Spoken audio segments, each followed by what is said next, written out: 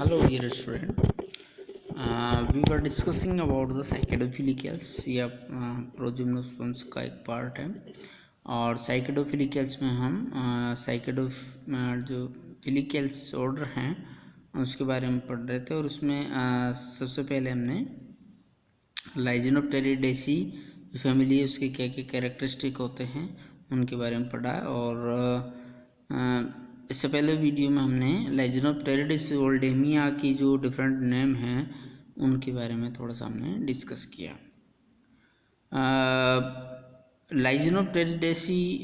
लाइजिनोप्टेरिस ओल्डेमिया, अगर हम इसकी एनाटॉमिकल और जो फॉसिल्स हमें मिले हैं उनकी अगर आप देखेंगे यहाँ पे तो इसमें देखिए सबसे पहले जो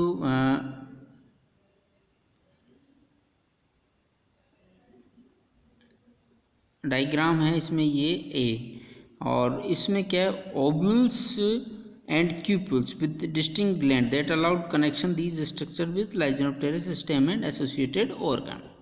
तो सबसे जो इम्पोर्टेंट चीज़ है, एक तो इनके ऊपर ग्लैंड्स पाई जाती थी जो स्टेम, रूट और स्टेम के ऊपर भी, लीफ के ऊपर और इसके जो ओव्यूल्स हैं उनके ऊपर भी मिलती है। तो इससे आधार पर मानते हैं कि ये लाइजिनोप्टेरिस प्लांट्स के ही पार्ट रहे होंगे। और इसमें जो ओव्यूल्स को अगर आप देखेंगे तो इस ओव्यूल्स के अंदर ये चारों तरफ ये क्यूपुल से घिरा होता है।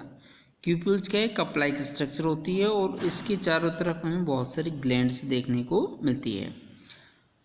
इसी तरीके से अगर हम इसके ओव्यूल्स का अगर सेक्शन काटें, जो लाइजिनोस्टोमा के नाम से जाना जाता है ये ओव्यूल्स, और इस ओव्यूल्स में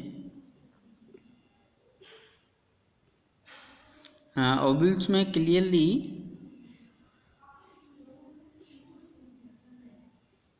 बहुत सारी स्ट्रक्चर आपको इसमें नज़र आ रही होगी। जैसे सबसे अंदर इसमें ये मेगास्पोरोफिल विथ आर्किगोनिया, देन उसके बाद में इसमें ये इसके चारों तरफ ये न्यूसिलस का एक पार्ट है और ये न्यूसिलस है। न्यूसिलस के चारों तरफ फिर इसमें ये इंटेगुमेंट्स हैं, दोनों तरफ इसमें ये इंटेगुमेंट्स लगे रहते हैं। और इस इंटेगुमेंट के बाहर की तरफ इसमें ये कप लाइक स्ट्रक्चर क्यूप्यूल्स के नाम से, ये क्यूप्यूल्स के नाम से हम इसको जानते हैं। और इसके चारों तरफ फिर बहुत सारी ग्लैंड लाइक स्ट्रक्चर इसमें लगी हुई रहती है।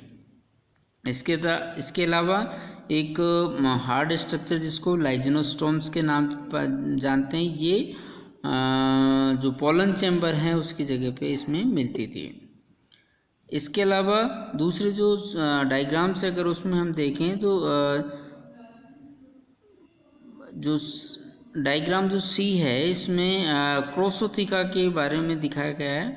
और क्रोसोथिका में क्या है, क्रोसोथिका में एक तरह से ये पॉलन्स जो एग्रीगेट फॉर्म में पाए जाते हैं जिसको हम सिनेंजिया कंडीशन से बोलेंगे। बहुत सारे पॉलन्स एक साथ मिलकर के रहते हैं जिसको हम सिनेंजिया कहते हैं। और इसके अलावा इसके जो पॉलन्स हैं वो ट्राइलीड प्रकार के होते हैं।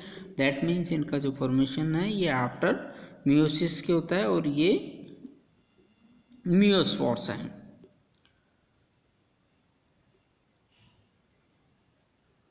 ये जनरल कैरेक्टरिस्टिक हैं साइकेडोफिलिकल्स के, जिसमें पहले भी थोड़ा सा हमने इसको डिस्कस किया था। और उसमें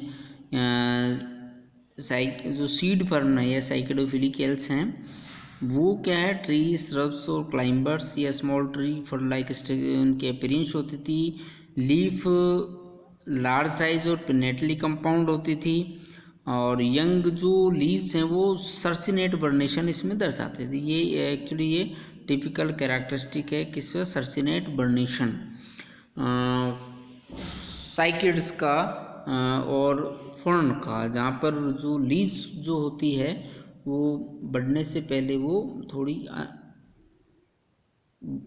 घूमी हुई रहती है, सर्सिनेट प्रकार की रहती है। तो जब ये अनकर्लिंग होती है, जब ये जैसे जैसे लीफ बढ़ती जाती है, उसके बाद में जो vascular organisation of stems fern के जैसे होते थे जिसमें ये सॉलिड भी हो सकती थी, मेडुलेटेड भी हो सकती थी, मतलब ये प्रोटोस्टिल टू साइफिनोस्टिल कंडीशंस इसमें पाई जाती थी। लीव ट्रेसेस पाए जाते थे इसमें सिंगल वेन स्ट्रक्चर में।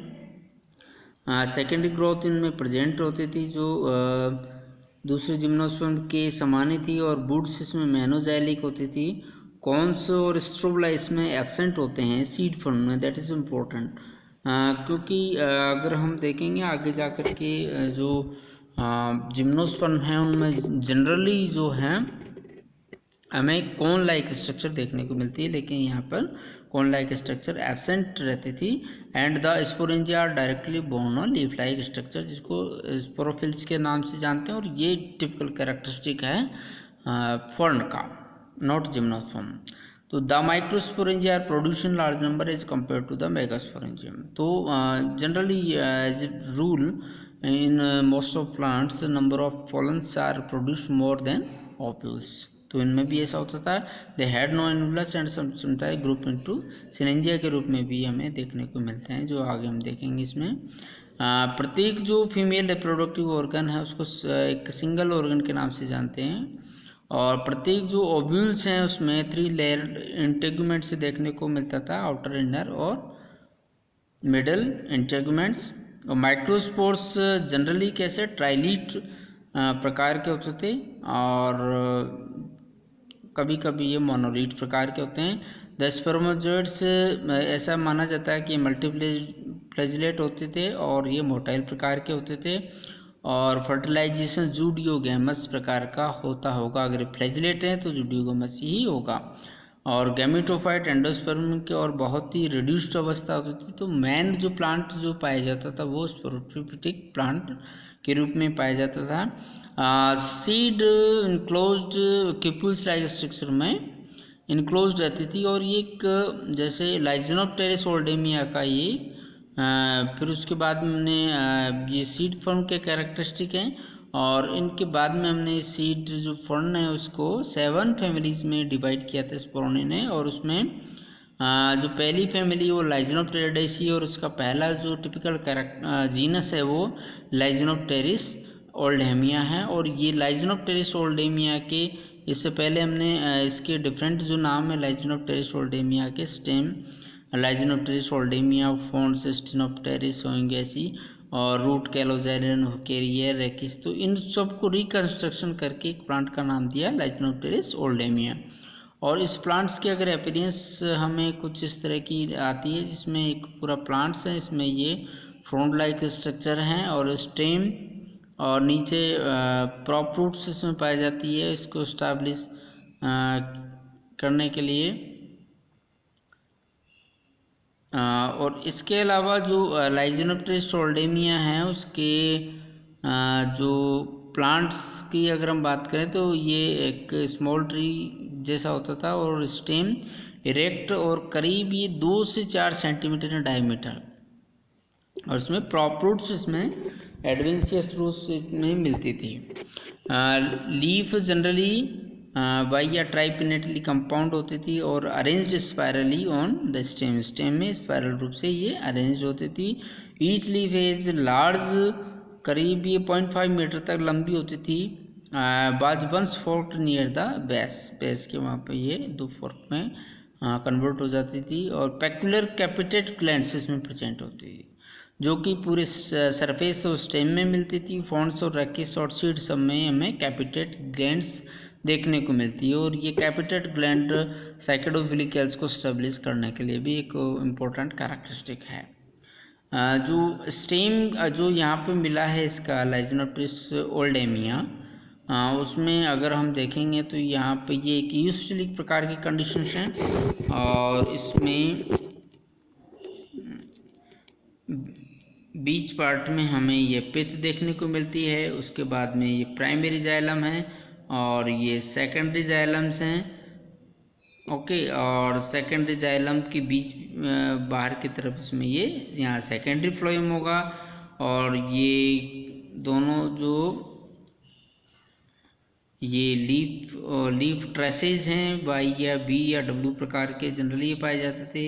ये कॉर्टेक्स, आउटर कॉर्टेक्स और इनर कॉर्टेक्स में ये डिवाइड रहता था कॉर्टेक्स दोनों पार्ट में। देन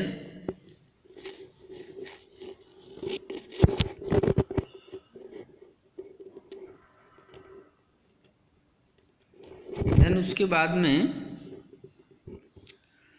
अगर हम इसके जो मेल प्लांट्स की हम बात करें जिसमें पॉलन्स हमें मिलते हैं, तो जो पॉलन बियरिंग जो ऑर्गन्स होते हैं द माइक्रोस्पोरेंजिया बोर्न के एक ग्रुप में ये मिलते थे, जिनको जनरली हम सिनेंजिया के रूप में मिलते हैं, सिनेंजिएट कंडीशंस बोलते हैं, और ये क्रोसोथिका के नाम से हम इनको जानते हैं। जैसा कि इस डायग्राम में आप देख रहे हैं, यहाँ पे बहुत सारे पॉलन्स से ग्रुप में मिल करके एक ब्रांच है जिसमें पॉलन बियरिंग ऑर्गन जिसको बोलेंगे, इसमें बहुत सारे पॉलन से क्लस्टर के रूप में हमें मिलते हैं।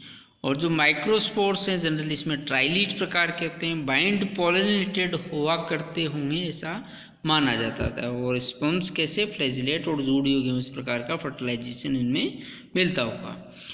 ओब्यूल्स जो हैं इसमें स्मॉल और करीब 5.5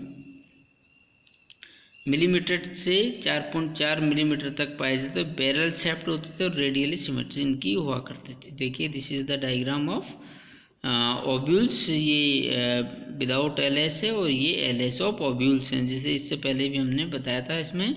और यहाँ बीच में ये ओब्यूल्स हैं, ये प्रोटेक्टेड किया रहता है इन क्यूप्यूल से। और ये जो इम्पोर्टेंट कैरेक्टरिस्टिक है इसके ओब्यूल्स का कि ये इंटेगुमेंट से पूरा, इंटेगुमेंट्स के चारों तरफ ये कप लाइक स्ट्रक्चर इसको चारों तरफ से घेर रहती है, जिसको हम क्यूप्यूल्स के नाम से ही जानते हैं।